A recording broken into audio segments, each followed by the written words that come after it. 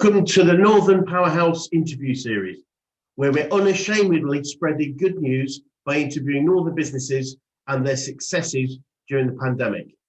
Subscribe to be notified of new interviews or click the link in the description to take part if you'd like to be interviewed yourself in a future episode.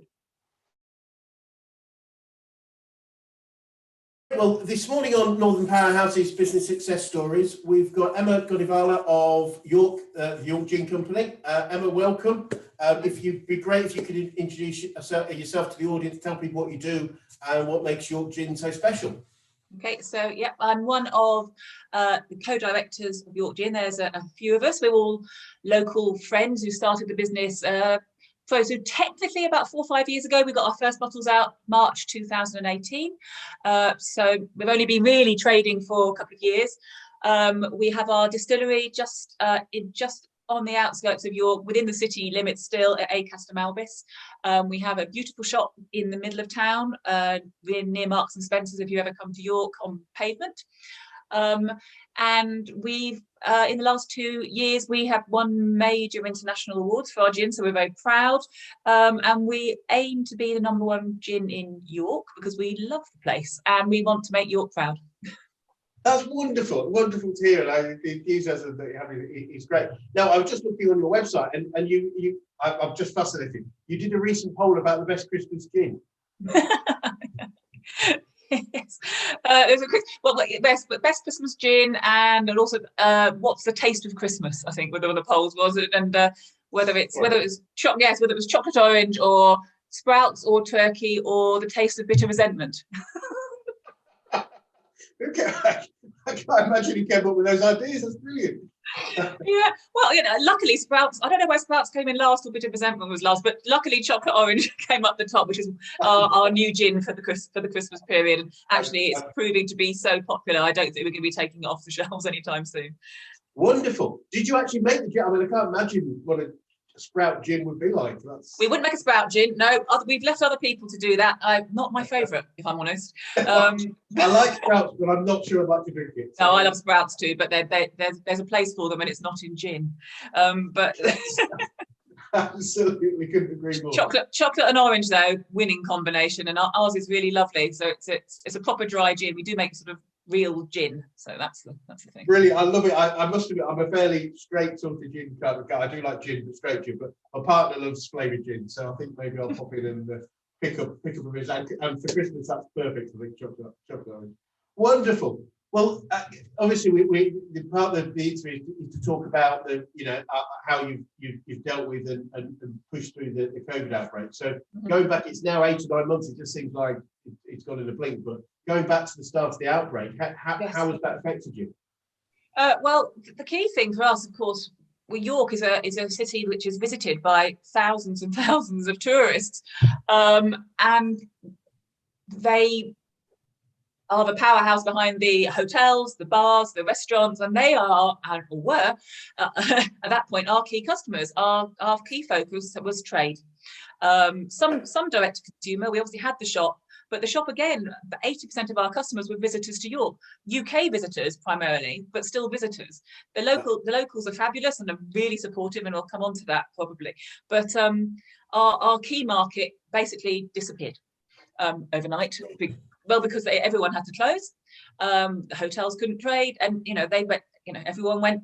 Yep. So, and there we had our gin, and we had only 20% of our customers out there, and we had to flip basically, and it was a really interesting time. I mean, March, like everybody, no one really knew how long it was going to last, what the real impact was going to be. It was all a bit of a haze, I think, right at the beginning, where everyone just stopped. And we're very lucky. I mean, unlike sort of beer manufacturers or other manufacturers, our product isn't you can keep it, you can just stop. So it doesn't production is safe. Do you know what I mean? It's not a perishable product. So in that sense, we were very fortunate that we could just stop, which we did for only maybe a week or so, and then while we sort of took stock, and then what we're going to do then. Yes. And it was, and then it was obviously the sort of classic pivot. It was right, we have to go direct to consumers. How do we keep them engaged? How do we get hold of them? We hadn't at that point really focused. The website was there because everyone has a website. We had a shop, but it was very much a sort of just a kind of, if you really want to go and buy it, but there's easier ways of getting hold of it. But they had to change that entirely, so we had to completely focus on changing the shop around, and also really focus on our locals, which was fabulous. Do you know what I mean? Actually put your hat on again and think, how do we make our customer service amazing, and how do we engage them? So we did things like we had a weekly York Gin night in, which was on a Friday night, and two of our fantastic team, Joe and Susanna, used to host that. And I'd be behind the scenes, you wouldn't see me. But they did this quiz, we did cocktails, we had people joining, hundreds and hundreds of people joined it, and it became a fixture of the week. It obviously helped sales because we could promote the gins a bit, but it was more about keeping everybody entertained and being part of the community at that time, because it was just, it was something lots of people said they looked forward to it. It gave a shape to their week, because often, remember that time, you could see what day it was half the time. Yes. That's so wonderful that that you're focusing on keeping people entertained, happy, etc. And it is great marketing too, but I'm sure you're focused on building that relationship with your local community, and good things happen from there. Absolutely, it's odd thinking about it now, because kind of like it was just trying to find a way to be positive amongst all this stuff. Do you know what I mean? It was about that, and so firstly that, and then secondly sales. it really was that, and also partly staff morale. Do you know what I mean? It was partly for our own team, because of course quite a few of them, like the majority of our team, worked in the shop, which had to close, so they were all twiddling their thumbs a bit and not sure what was going to happen. The distillery never closed. We've kept that open the entire time.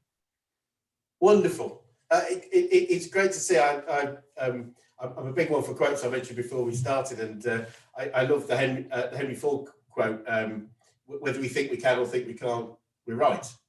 and I think that's the real key to pivoting, to moving. You say, well, it's not if, it's how. How do we move forward? How do we build the business despite the situation, rather than just say, "Oh, the situation is beating us"? And it's understandable in many industries that people are feeling like that.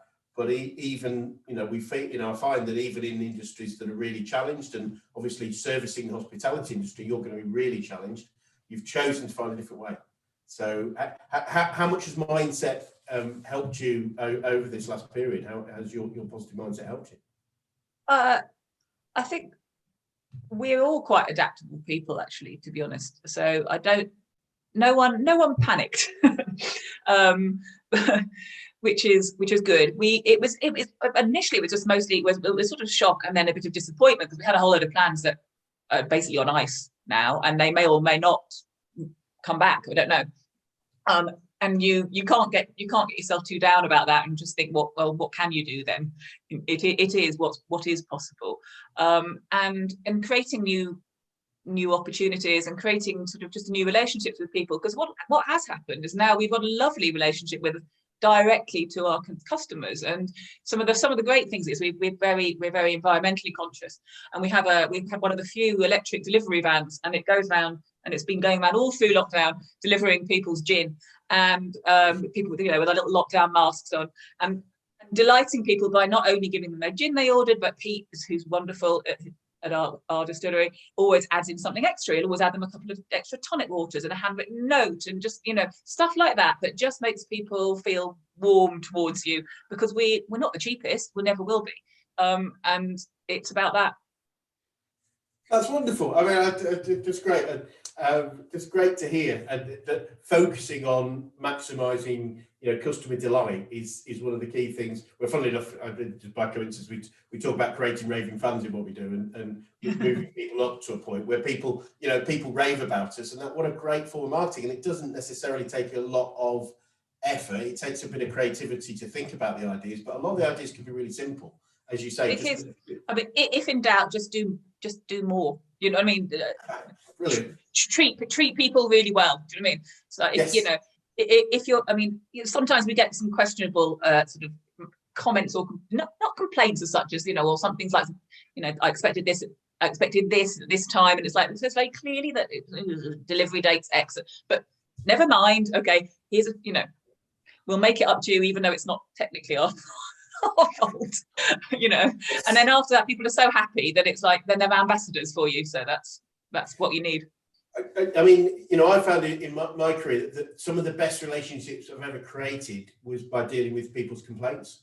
It's actually by the way we deal with them actually can bond us closer together, because they suddenly, quite often the person that's feeling really hot and angry, etc., suddenly realizes perhaps it wasn't our fault, perhaps it had, and B, we've dealt with it in a grown-up way. And absolutely, I think that's right, because I mean, for us, the fallacy is customer satisfaction. Customer satisfaction doesn't even create loyalty; it just creates okay. Satisfaction is okay. It's customer delight that's the most important thing. So clearly you're focusing on that. And I must, as I said before we started, I must reference Mr. Darwin in the background there, because my favourite quote at the moment, which I think is so relevant, is it's not the strongest or the most intelligent species that survive, but the ones most adaptable to change. And I'm keen to know what other adaptations you've had to make. Obviously, the key one was going direct to consumer. Any other key ones that you found have been really valuable for you? Obviously, we had, sort of in the summer, we did manage to reopen the shop again. And we had to make it COVID safe. And that's obviously that was concerning in a couple of ways, purely because I think it's not unfair to say that none of us are epidemiologists. And it felt quite a lot of responsibility to make sure it was right, even though the guidance wasn't necessarily as clear as it might have been, I think. And so you're trying to, I mean, yes, you do your review, you do your health and safety, you have a look at it, but you're going, I don't know, is that 2 meters? Is that not 2 meters? I mean, how long is this thing? But it really sharpened our focus a lot. We wanted to make sure in the shop we always had this fantastic feedback that it was a really warm welcome. We won the shop of the year last year. Well, in fact, we are shop of the year this year. We won it in 2020. For the fantastic customer service, that people feel delighted when they come in. They can try all the gins. The staff really know you and find out what you want, and brilliant. And it's like, how do we do that when you've stuck behind a screen and you can't touch anything? And so anyway, so we looked to the past. We looked to about the time when Darwin was around, actually, or back a bit before, and to the gin craze, where in the past where you weren't allowed to sell gin from your house. So obviously people have always been adaptable and found their ways around these things, and they would sell it illegally through the door with a cat. So you put the money in the cat's mouth, and they'd get the money, and then they'd pour the gin through a pore through the door. But you couldn't see who had sold it to you, so they couldn't be prosecuted, you see. Oh. And it was clever. And it was called A Puss and Mew, and it was a feature of post gin craze London, when essentially the laws had changed. So it's a bit like now, the law had changed, you can't think. So now we created our own Puss and Mew in the shop, which basically, ours is clear, so you can actually see, but it means we could do a socially distant, safe tastings. And to be honest, people love it. They love it even more than when we were just pouring them out, and they delighted, and they're constantly taking photos of it and enjoying it and sharing it. So actually I don't think we're going to lose it, even we don't have to do it anymore. And it gives us an opportunity to talk about the history of gin, which people really enjoy, because it's got a lot of a good nefarious past as gin. It's good fun, and so that's one change that we'll actually probably keep. And also it's an odd thing, it's made it a bit more efficient. The whole shop we've had to have a flow. Before it was just a bit free for all and people could go where they want, but we couldn't allow that. We had to sort of try and find a way of, it's not a massive place, but it is big enough to do a loop. And it made us think about the journey. Do you know what I mean? Like, what do people need to know at what stages? So by the time they get to where they really at the till, they know exactly what they want. And it wasn't, are you going to buy? It's what you're going to buy. And that's definitely happened. If you've come in, I suppose it's partly also the sort of the mentality at the minute. If you're making the effort to come into the shop, you're already fairly primed that you're probably going to get something. Otherwise, why risk it? But we hardly have anyone now who doesn't leave with something. Whereas before, I don't know what it was, but it certainly wasn't the proportion we've got now. Brilliant. And because supermarkets spend a lot of money working out the right customer journey, so it's great that it sharpens your focus when you've got one hit. Yeah, absolutely. And now I understand that the cat on your logo. That's yes. Well, the cat's got a long and intertwined history with the gin. It has indeed, and with York. So it's a natural little cat for us. He has a name as well. So. I'm so pleased to learn. I like to learn something every day, so that's something. Funny enough, it rhymes with it. There's a very small ski resort in Canada that their main restaurant is called the Gun Barrel Restaurant, and their signature thing is to do it's like a flaming Irish coffee where they pour the liquor down the barrel of a shotgun. So it just feels like it's a whole theatre thing. Yes, actually, it's probably quite similar. As a little shorter things than ours. But it's like people buy it, even if they don't want a coffee, you've got to buy it to have this experience. So creating experiences are what people are looking for, in general. So that's wonderful. So obviously there's quite a lot of wins you've seen, but what will be the key wins that you're celebrating from the last 8 months? I suppose the fact that you shouldn't overlook the fact that we're still here. Yes. A basic one that we're still there. We have kept our staff. It's that we're trading. We've made a wonderful relationships locally, which is fabulous. We've actually had time, I suppose, to think about also our trade sales and how to improve those once things get back on its feet. So we've done a lot of work in the background. It's given us some time actually to rather than constantly chasing, you're thinking what should we be doing, what should be the package for the trade guys, what's it going to be like for them when they have a different market to deal with, what are they going to need from us, how can we help them with some experiences, because they're going to be competing with each other and have to try and get more value out of their customers because they're going to be stuck there. So what they're going to do. So we've been working with that. We've actually managed to employ somebody new to be able to help us with that. So that's in this kind of environment, we're quite proud that we've employing somebody else. Do you know what I mean? So that's quite helpful. I think we've also taken the opportunity also to get our environmental credentials much better. It's been a key focus since the beginning, I think. However, there's stuff, and this will probably come up later, but the B word's coming, isn't it? And we need things to be as local as possible. We need things to be as sustainable as possible. We need to be part of a circular economy. And we want to have a positive impact, not even just not carbon neutral. We would like to be the other way. If we can get there, it's really important. And something like that, the win of this space to breathe is being what matters. What should matter? How do we? You can't constantly grow. That's not in a. You can't just keep expanding. That causes problems, as Diane would tell you. Do you know what I mean? So you have to be. It's about being smart and focused on what we should be doing. Definitely focusing on our local market as our key market, even though there will be pockets of things nationally and internationally for us that are relevant. But like we always are, we've got our name. It is York. It's not. Yes. It is what we're about. It's a great brand. York as a brand in general is a great brand. Absolutely. It's historical. There's so many things about it. I mean, it's great that we're able to work locally here ourselves. And it's interesting. I've spoken to several people that said that have had the time to think. And we talk a lot with what we do. We talk about working on the business, not just in it. But the in it is the demand. So when we're busy, we sort of feel we need to. But the time we can take to actually sit down, just have nothing other than just think about how we can do things differently, hopefully better, is so key. So it's interesting that we've almost been enforced to do this to some extent, but that's a good thing. So obviously you mentioned at least one thing that you're going to keep doing, but any other adaptations that you've had to make that you will keep doing other than the one you mentioned with the tastings? But I just have a little note about that. To have a little think. What else are we going to keep going?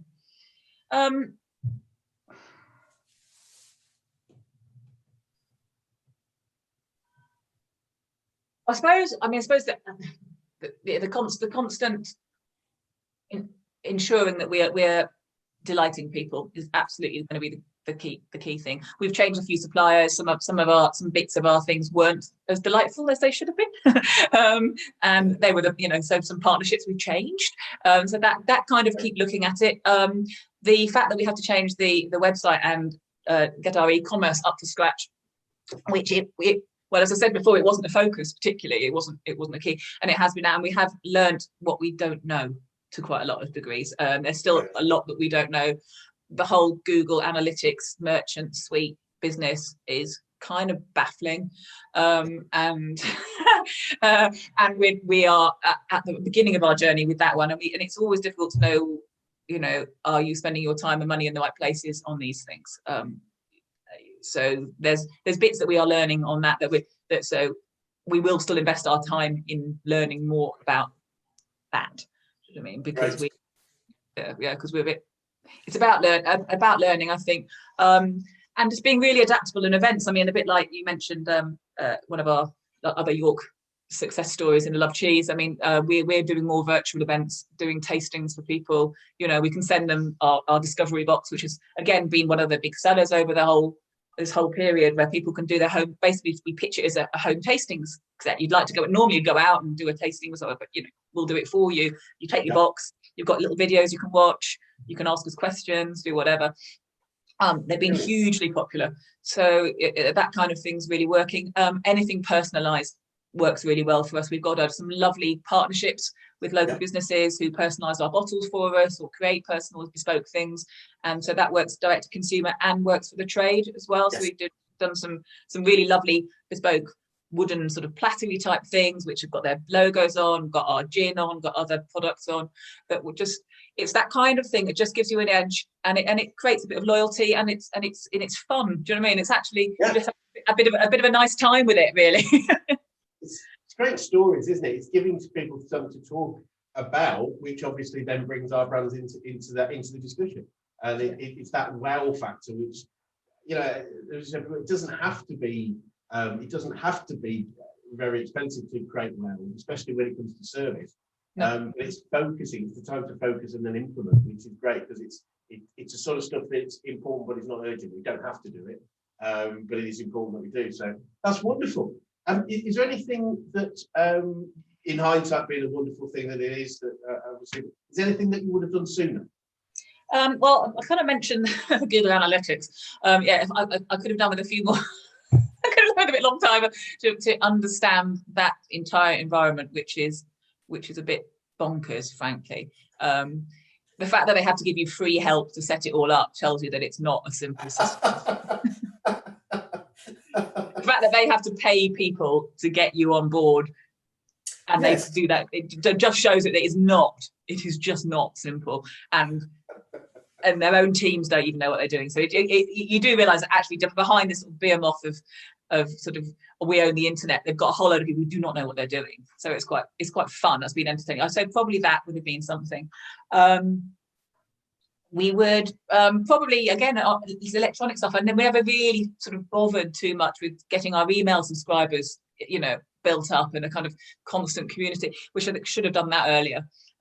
We put a lot of focus on it now. We're doing well now. It's building up, and we're realizing how engaged that kind of group can be. So not having everything on social media, even though our social media does really well for us, and we have lovely people. But again, you are at the mercy of people's algorithms, and you don't know what's gonna, you know.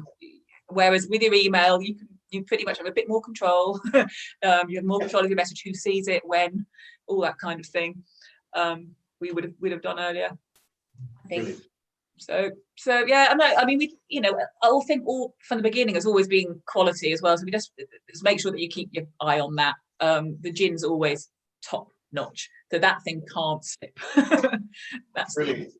No, obviously, yeah, bang on the, you know, that's the core of everything we do, I guess, our product. So it is, and yeah, one of the things I was saying, which has been quite fun that we've done. I don't know if we're going to come on to Christmas, along with the Christmas gin. It was we just finding other ways to get in touch with people. Like we've sponsored the Christmas Hits Radio, which is 24 hours of Christmas songs, and we got some great publicity last year, because on our shop we banned Christmas songs last year, you see, right?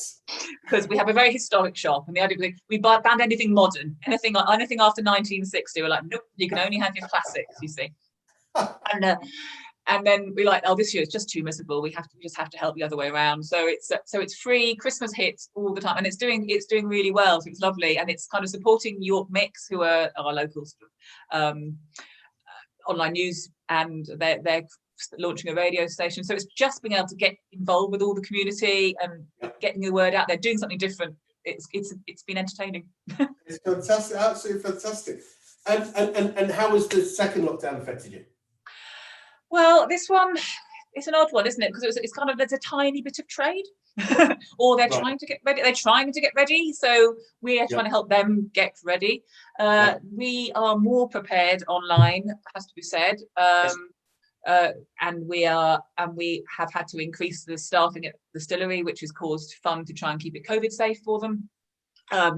Because just packing up loads of stuff and delivering lots of stuff is fabulous, but also creates its own challenges. But yeah, we're much more ready. We've done things like added gift wrapping and gift things and bits and bobs to package, which people expect, I think, or people hope for. But we've done it beautifully. It's great. People, they can't believe how lovely it is. We're getting lots of feedback, like, God, it's so pretty, and I was like, of course it is. Brilliant. It just makes such a difference, isn't it? I mean, I'm terrible at that. So I'm shocking. I'm getting my team. I'm going to pay my team to do mine. There's no way I'm doing it. It makes such a difference, isn't it, when you're giving a present that looks great. That's the start of the experience, is the unwrapping of it in the first place. So looking, hopefully, whenever we get out of this situation, hopefully we've got some good news recently. What are you most looking forward to when we get back to any form of new normal? Business-wise, I mentioned the environment stuff. So we've got this is a secret squirrel. We've got some new bottles, which finally are being made in Yorkshire. So hurrah! They will have a 90% reduction in our carbon impact, which is unbelievable number. We're like, how much? We've made them out of they're slightly lighter. Our current bottles are quite heavy, which are fabulous, but obviously the impact of making that is high in terms of materials and energy. They have no distance to travel now, basically from Leeds to us, which is wonderful, because before they came from France. Right. Which will cause its own problems. I don't want our bottles on a lorry in France, thanks. So our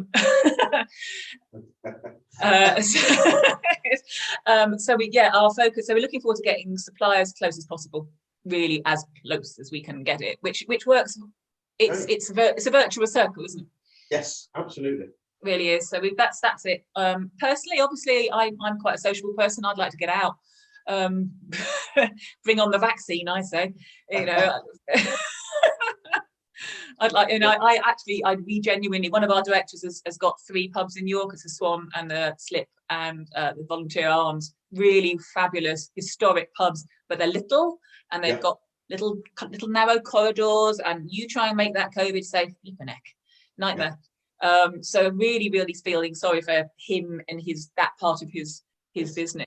I mean, they've survived. They've been adaptable.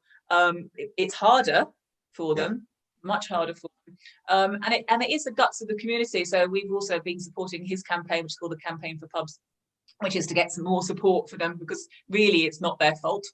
And you can pivot. There's only so much if there's nowhere to go. And they are the heart. They are the heart of the community.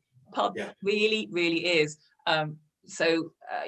For all sorts of excellent reasons, and they really do build the love of a place. And so I'm looking forward to get the pub. Yeah, me too. I think it's going to the pub with some friends and travelling has been a common theme, I think, with many people I've spoken to. It's I guess another positive of the situation is how much we value certain things. We've learned some values of stuff, and that's nice. So rather than just making it an expectation, it's great to value the things that it is. It is. I miss trains as well. I really want to go on the train. I like trains. I was talking to somebody earlier about traveling to London, which I don't do that often, but I really enjoy when I do, and the train journey is part of that. It's just the whole, because it's a relaxing way, to travel. So exactly. So you can have G&T and everything. Absolutely, G&T, absolutely. Oh no, fantastic. And what would you say you've learned about yourself over this period? Well, a couple of staff things. One is I broke my ankles quite badly in July, broke one where I've now got pins and plates in it, and the other one was quite bad. Yeah, quite bad. I was in hospital over a proper COVID time, and I learned that I can actually direct a press release and photo shoot from a bed on morphine. That sounds good. Thank goodness for like Zoom and you know, and WhatsApp and bits and bobs. So actually, you know, it was quite incredible that actually you can do all this stuff. I had my computer, I had my WhatsApp, I had my unlimited Wi-Fi, so didn't make much of it. Learns, doesn't matter where you are, crack on.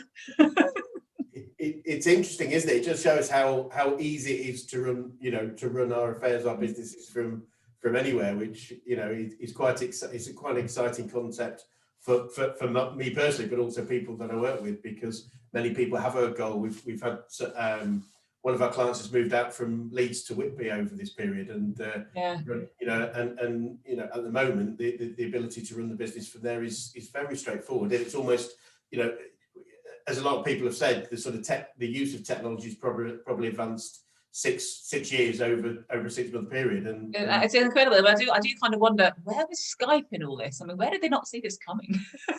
I mean, Zoom's everything, eh? And it's like, it's become a verb in the last few months. You know what I mean? Like, it's amazing. It's a classic example of, you know, what was the market leader just being totally just nowhere. No one uses it, do they? No, absolutely not. And it's a great question, because I don't know why. I mean, it was there, and it would be the obvious thing. You think, great, it's all stuck. How did this happen? It's like, I don't know. Anyway, I don't know the answer. Just like, I don't know the answer either. But it's like, you know, what did you learn about yourself? I learned that house parties really hard to use. Zoom's easy. It just, and as you said, it's become the verb. And you know, you mentioned the pub. We've had the 5 of us went on to sort of an online pub every Friday night, because especially a couple of the guys that were at risk. So we have somebody in his 80s joins us, and a guy in his 70s. So and it's been great to continue that process. We've just reinstated it just briefly recently, and it's just great to be able to use the technology to do so. And as you say, it's just whatever it is, it's easy.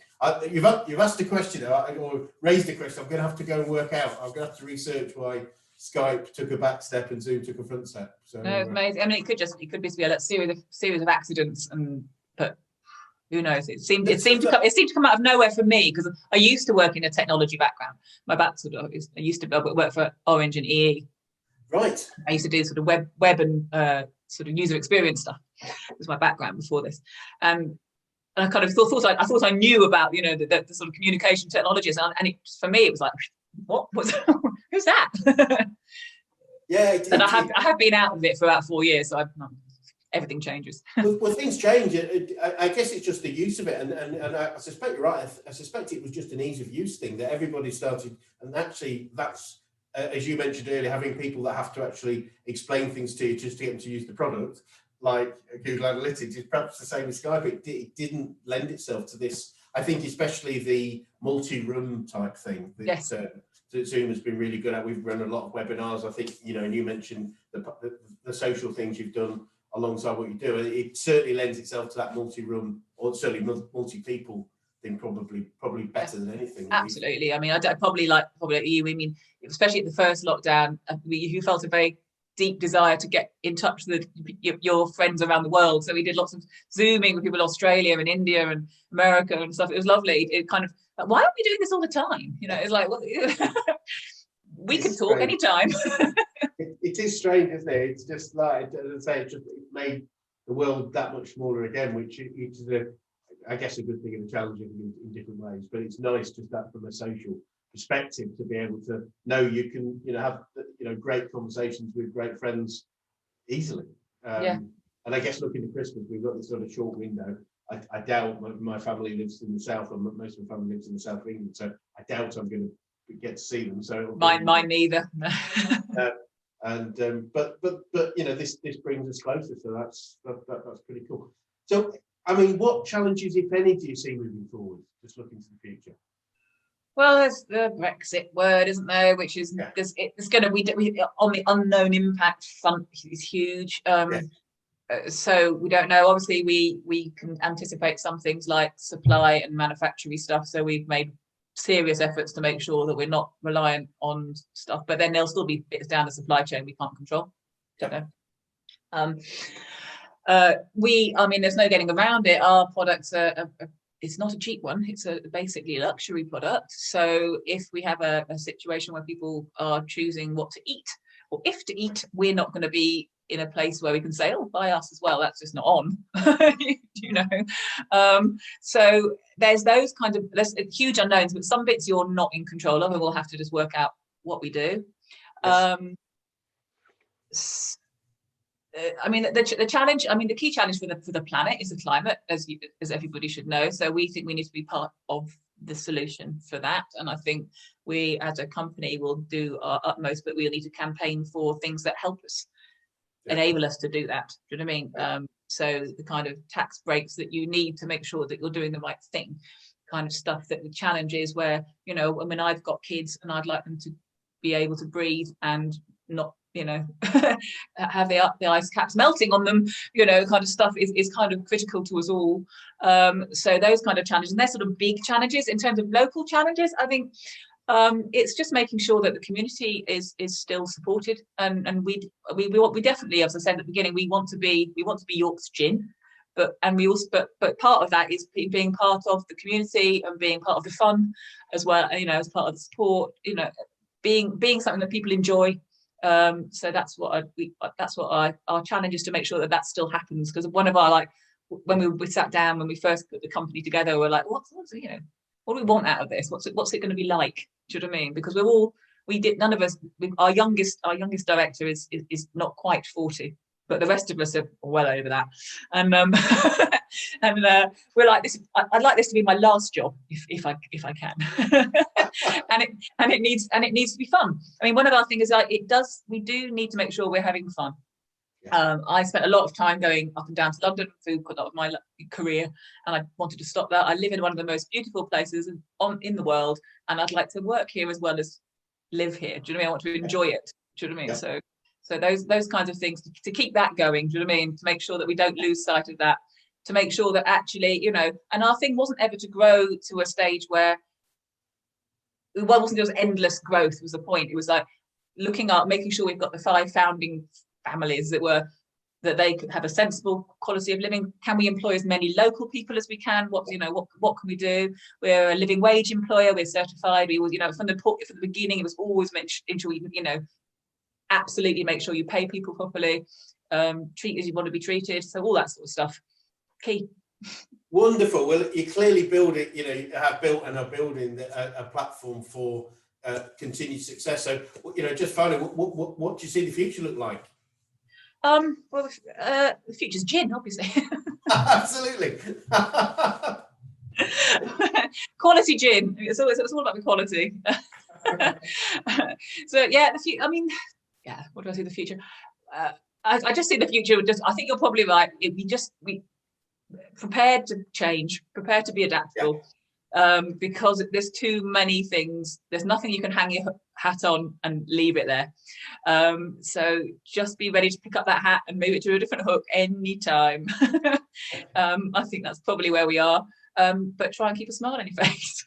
Well, I can see you do that. You've certainly put a smile on my face this morning. I thank you so much for your time and just the positive nature with which you've addressed the situation, but also the positive outlook that you have. And it's great to have a local business and a local brand that's so positive but also looking globally in terms of the challenges that the planet's facing. So wonderful. It'd be great for maybe get you to come back in 6 months, 12 months time and tell us about the next episode, if you like. Why not? I mean, I couldn't tell you what's going to happen, but let's see.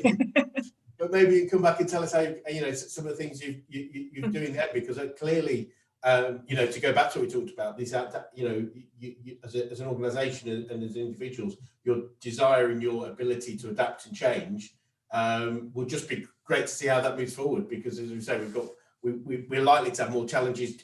I think whoever said change. I think that's the only certainty, along with the taxes.